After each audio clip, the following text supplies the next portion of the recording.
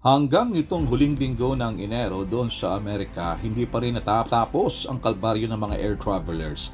Sa huling data ng FlightAware as of January 20, 2026, umabot na sa magit 3,000 ang kabong flights ang kansilado, habang magit 21,000 naman ang delayed dilan pa rin sa pambihirang epekto ng winter storm.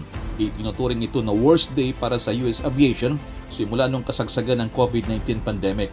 Sa kasagsagan nga ng pananalasa ng deadly winter storm, umabot pa sa mahigit 11,000 flights ang kinansila.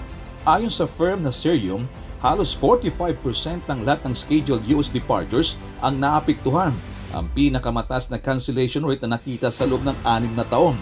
Huling nangyari ang ganito kadalang sitwasyon sa Amerika, March 30, 2020, kung saan mahigit 12,000 flights ang naudlot nila naman sa lockdown. Sa isang normal na araw kasi kadalasan ay wala pang 1% ang nakakansela, kaya talagang extraordinary ang nangyari sa Estados Unidos bunsod ng winter storm. Bagamat bumaba na ang bilang ng mga cancellations sa mga sumunod na araw, nasa 14% pa rin ito. Isang sinyalis na nagsimula na bumangon ang industriya pero hindi pa itutuloy-tuloy. Sa Northeast regions ng Amerika, kasalukuyan pa rin nililinis ang ilang mga runway dilan sa tindi ng niyebe.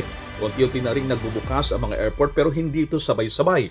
Ang pinakamalalang problema ngayon ng mga airlines, yung mga eroplano at flight crews nila ay out of position o hindi nasa tamang lugar dahil sa dami ng weekend cancellations. Ang American Airlines, mahigit 1,200 flights ang kinansila, halos 20% ng kanilang schedule. Ang JetBlue naman, halos kalahati ng kanilang flights ang hindi lumipad. Ang mga airports sa Northeast ang pinakasentro ng gulo. Sa Boston Logan, halos 2/3 ng flights ang kansilado. Sinusundan ito ng JFK, Newark at LaGuardia na may cancellation rates na 40 hanggang 50%. Bagamat sapat naman daw ang mga air traffic control staff ayon sa FAA, nagbabala pa rin sila na maaaring magbago ang sitwasyon at asahan pa rin ang mga karagdagang delay sa mga flights na siyang pinakamalala mula nang tumama ang COVID-19 pandemic.